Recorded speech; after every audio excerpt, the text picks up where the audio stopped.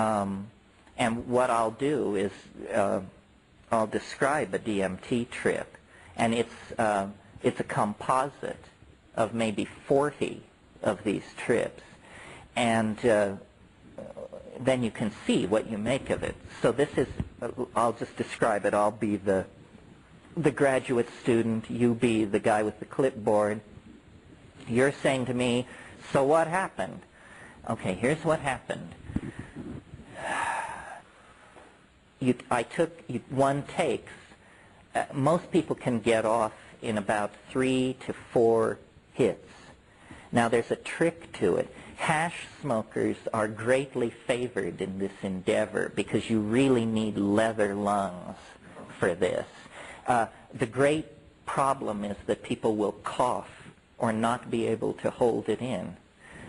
You take 2 hits in a situation where your clothes have been loosened and you can just flock backward when you need to. You take 2 hits. Now many people miss the point because after 2 hits you feel completely peculiar. You feel as though your body is undergoing some strange kind of anesthesia. All the air has been pumped out of the room. This is the visual acuity thing I talked about last night. The colors jump up. The edges sharpen. And at that point, people say, whoa, wow, it's really coming on strong. And then what you have to do is you have to take one more enormous hit. And this separates the intrepid from the casual, believe me. Because most people, and the facilitator doesn't want to lean on the person. You say, you know, damn it, take the 3rd hit. And saying, no, I feel completely weird. Say, I know you feel weird, but take the 3rd hit. Well, if you can coax somebody into that, then what happens is you close your eyes and you see the ordinary warm brown back, you know, closed eyelid scenario, and then these colors begin racing together. And it forms this mandalic, floral, slowly rotating thing, which I call the chrysanthemum. This is a place in the trip that you want to see as you go by it. The chrysanthemum forms, and you watch it for like 15 seconds. If it doesn't give way, then you didn't do enough. You have to do more. One more hit usually will do it. Well, then what happens is it like physically propels you through this chrysanthemum-like thing, and there's a sound like a saran wrap bread wrapper being crumpled up and thrown away, you know, that crackle. A friend of mine says, this is your radioinflecky leaving through the anterior fontanelle at the top of your head. I don't know what it is, but it's something is being...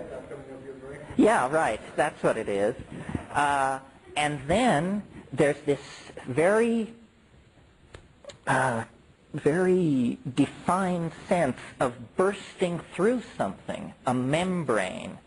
And on the other side, and this is now, remember, my experience, on the other side, as you break through, there's a cheer.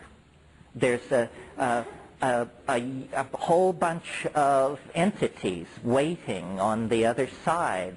And they, you know that Pink Floyd song, the gnomes have learned a new way to say hooray.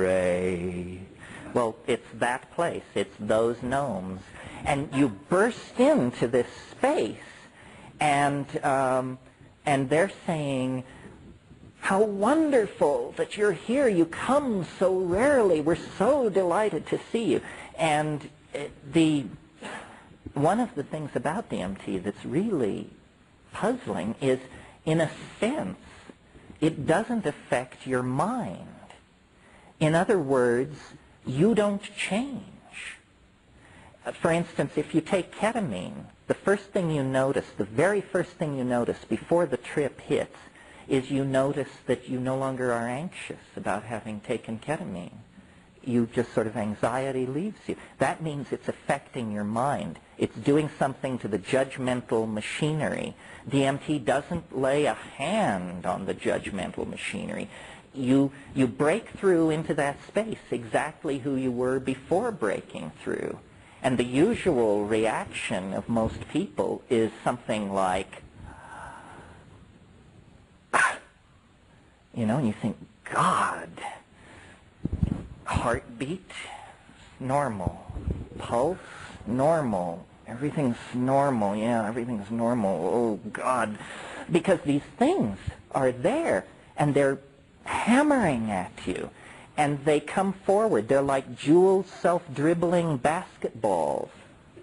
And there are many of them, and they come pounding toward you, and they will stop in front of you and vibrate, but then they do a very disconcerting thing, which is they jump into your body. They jump into your body, and then they jump back out again. And the whole thing is going on in this very high-speed mode where you're being presented with thousands of details per second, and you can't get a hold on, you say, my God, what's happening? And these things are saying, don't abandon yourself to amazement, which is exactly what you want to do. You just want to go nuts with how crazy this is. They say, don't do that. Don't do that. Pay attention. Pay attention to what we're doing. Well, what are they doing? Well, what they're doing is they're making objects with their voices. They're singing structures into existence. These things are, and what they will do is they'll come toward you, and then, and you have to understand, they don't have arms, so we're kind of downloading this into a lower dimension to even describe it. But what they do is they offer things to you. Say, look at this. Look at this. And as your attention goes toward these objects, you realize that what you're being shown is impossible. It's impossible. It's not simply intricate, beautiful, and hard to manufacture. It's impossible to make these things. The nearest analogy would be to the Fabergé eggs or something like that. But these things are like the toys that are scattered around the nursery inside a UFO or something. Celestial toys. And the toys themselves appear to be somehow alive. The toys themselves can sing other objects into existence. So what's happening is there's just this proliferation of elf gifts. And the elf gifts are moving around singing, and the whole thing is directed toward, they're saying, do what we are doing. And they're very insistent. They say, do it, do it, do it. And you feel like a bubble. And now this is subjective. I mean, only 5% report this, but it happens to me. You feel like some kind of bubble inside your body that's beginning to move up toward your mouth. And when it comes out, it isn't sound, it's vision. You discover that you can pump stuff out of your mouth by singing, and they're urging you to do this. They say, that's it, keep doing it. And the whole thing is like, we're now at minute 4.5 with this stuff. And you speak in a kind of glossolalia. There's a spontaneous outpouring of syntax unaccompanied by what is normally called meaning. It's sort of, he ding wow wak saptivi mudektipi tinget wahaksiki pipinem wahavedektam bohagagetek. And this is accompanied by a modality, something seen. And they're saying, yes, do it, do it, do it. And then after a minute or so of this, the whole thing begins to collapse in on itself. And they literally begin to physically move away from you. And usually their final shot is they actually wave goodbye and they say, déjà vu, which makes no sense at all if you analyze it. So then you come down. And you're now at minute 6 to 7. And you come down, and it's like being more loaded than you've ever been. It's like about a 700 mic acid trip, but you embrace it as totally down. You say, I'm totally down. I mean, you look like a termite from Arcturus, and the room is decorated in Amish quilts, but I'm completely back.